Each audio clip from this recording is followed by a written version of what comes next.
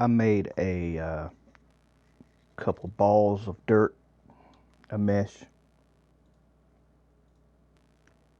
just for this demonstration.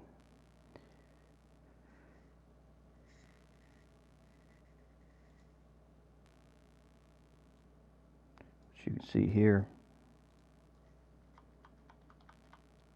just, little dirt balls basically. But the point is, it's a mesh. And if I want to make this work with the terrain paint, I have to go to the ground cover. Now, you can make your own ground covers, but let's say this one here.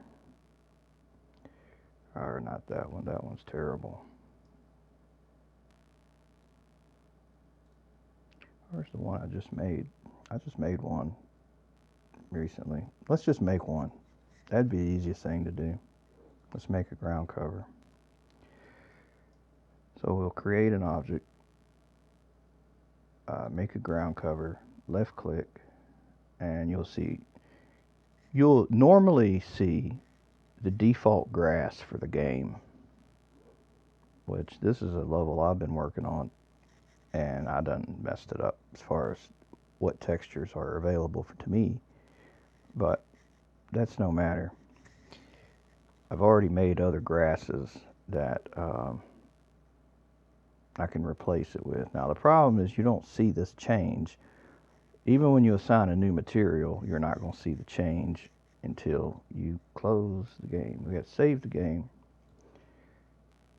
and save the level rather. Exit the editor. Reload the level.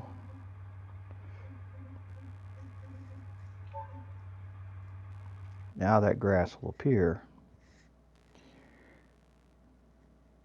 where that ground cover is.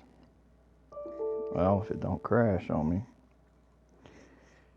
let's try it again.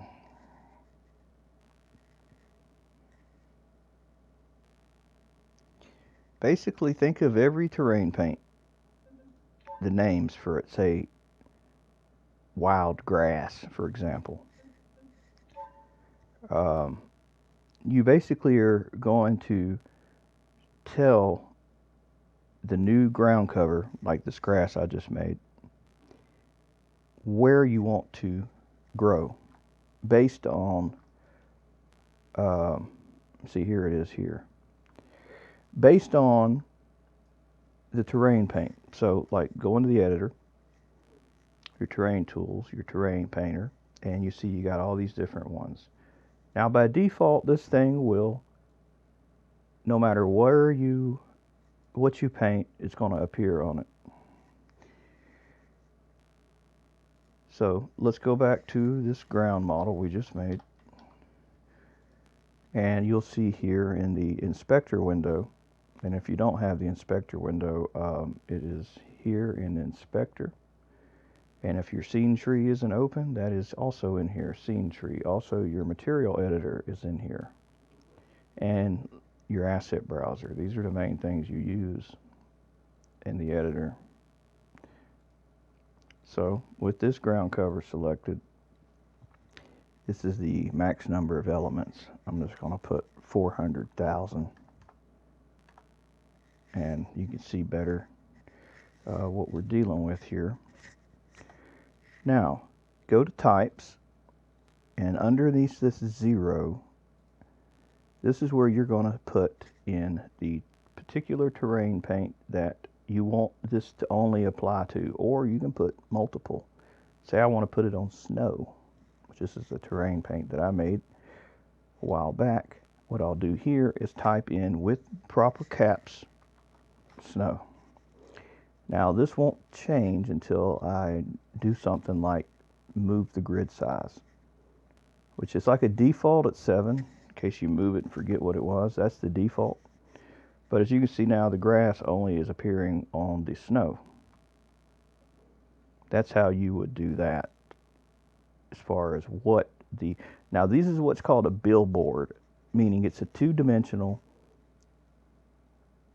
plane that an image like this grass has an alpha channel, which is removed to make the grass there, but that's done in the material editor for that grass, which I'm not getting into how to make the grass, but just to show you, like this new grass here, that would be done in the advanced, where you would tell this to well, you turn off alpha clip, and then you can actually see the photograph that the picture came from. But since it's an alpha transparency, it knows to clip out what you don't want to use. Let's see. Now to add in the ground cover three-dimensional objects like rocks, or in this case these little dirt clumps I made, what you'll do is go to the next number. I wouldn't do it. Don't do it in the same one like this one. Go to the next one, and then what you're going to do is go to shape file name, and then you're going to locate that asset, which I stick all my assets in my levels art folder, so that they're in their own folder, not mixed in with the others. So in this particular case, this level's name is PBR. I know it's a great stupid name, but anyway, in the art folder I have this dirt ball, and there's the DAE file. I showed you the dirt ball a minute ago. Now probability is by default set to 0. You'll set it to 1, for example, and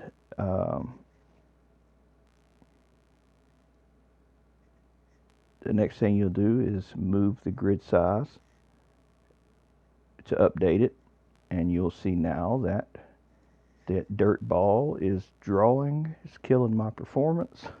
That's a lot of polygons. That's a lot of meshes. But you see, it's also everywhere, not just on the snow. So you would tell this in this layer, snow. And you adjust this grid size here, and you'll see it redraw these dirt balls. Now, you notice this flickering. This is a common thing that to get rid of, you got to go into the ground cover debug and click lock frustrum. I don't know what it does. I just know it fixes it. But keep in mind that 3D meshes are not 2D planes. They will not sway and move in the wind, which I realized this when I made this 3D model of this grass to kind of complement this grass. I realized by adding that 3D model to that grass, well, this was another one that I made, like the dirt ball, these little grasses don't move, and it don't look right next to these moving. And these dirt balls are way too large for like little clumps of dirt. I mean, this came from a photograph like this. I was just trying to make something just to make an example. But that's how you would do that. And you can add more than just one mesh. You can add more meshes. You can add anything like twigs and sticks and pieces of pine straw, whatever you want to make in Blender, you can make. Now, like one thing, like the developer's grass, they got some really good combinations of 3D meshes with the 2D sprites that really complement each other, which I'm not that much of a designer in that sense that I really know what goes well with what looks good with what. I haven't done a lot of these. Since this PBR material started, I haven't done much of anything. I think the only thing I did is I made a couple new terrain paints that are PBR of the snow. I made snow, and I made a couple gravel, which one of them didn't turn out good. Now that is a whole nother, that's one of the gravels I made. That is a whole nother thing, and that's the other one, which that's asphalt actually, not gravel. That's a whole nother thing, making the terrain paints. And taking terrain paints from another level to put into this level, I'll have to go over that in another video, but that's a pain in the butt to do now. It ain't easy like it used to be, where you could just rename stuff in a directory. It's a lot more complicated. But that's how you add little polygons to, like, this. Now the forest is a whole different thing, and it's not so easy to just copy stuff from one forest to the other, from one level to the other, because just the way the forest is done, and just by the nature of the forest, it's a whole different thing. And my forest editor, for some reason, isn't even coming up. I don't even know what the deal is with that, but it ain't coming up for some reason. But I'll get into that in another video also. The forest and the terrain paints, that's a whole different thing. But this is how the ground cover does to complement the terrain paints. Like little rocks and stuff. Like these rocks, these dirt balls don't have collisions. I made them that way in Blender. They don't have collisions. It's just a mesh, a texture. But I mean, this is a whole nother thing too, making objects. That's a whole different thing also. So it's quite a lot of stuff, you know, to make a level. I'd say focus on one thing, get it working, and then go to the next thing, instead of like trying to learn everything at one time. Get one thing working, get familiar with it, then learn the next thing. It's just a lot to do to merge levels. It not only is a lot of work, it also makes the files very large, because you're merging many assets into one folder. And like when you share your maps on the repository, Car Killer doesn't want them to be very large, but you can go over the 400 meg limit. But like in another case, a friend of mine, he was just told, well, you got to shave that down some. It was just too large, the file, I mean the map size. So that's the problem when you start joining assets. And with the new PBR materials, these is a lot more images for the terrain. I mean, it's a lot more data, a lot more maps that go into just one terrain paint now. That's 1 gigabyte just for the terrains folder. Now, you know, you add terrains from another level, you know, it starts to add up. I'm not sure what the Car Killer limit is for a map size. I know I got away with having my level 1.5 gigs compressed, and it like uncompresses to like 3 gigs, but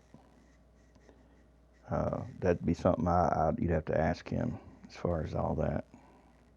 But the next video I'll get into the terrain, the forest tool, and go over that. If you wanted to move stuff from one to the other, there's no easy way to do it. It's work. It's a lot of work.